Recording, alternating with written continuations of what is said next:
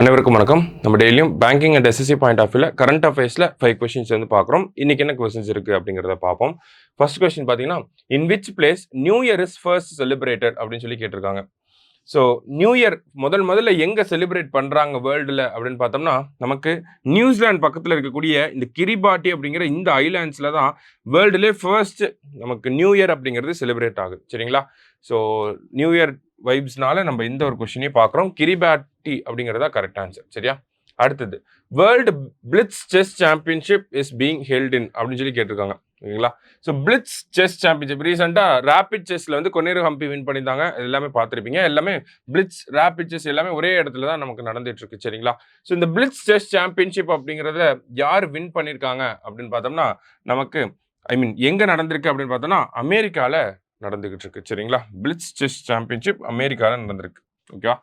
அடுத்து, who among the following won the bronze medal in world blitz chess championship அப்படின்னு கேட்டிருக்காங்க. So இந்த blitz chess சாம்பியன்ஷிப்ல bronze medal அமெரிக்காவில் நடக்குது அப்படிங்கிறத பார்த்துருந்தோம்.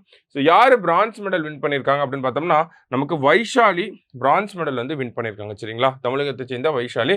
கொனேரு ஹம்பி பார்த்தோம்னா நமக்கு ரேபிட் செஸ் டோர்னமெண்ட்ல கோல்டு மெடல் வந்து வின் பண்ணியிருப்பாங்க. ரேபிட் செஸ் டோர்னமெண்ட்ல கோல்டு மெடல் வின் பண்ணியிருப்பாங்க.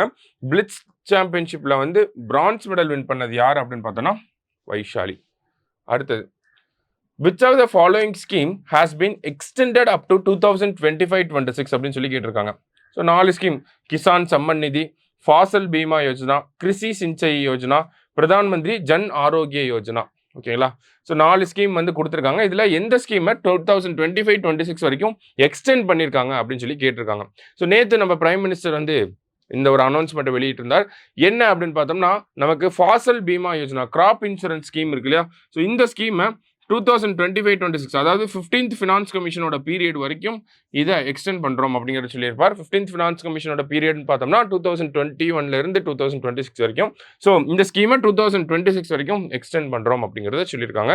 பிரதான் மந்திரி ஃபாசல் பீமா யோஜனா நமக்கு கிராப் இன்சூரன்ஸ் ஸ்கீமாக இருக்குது. சரியா?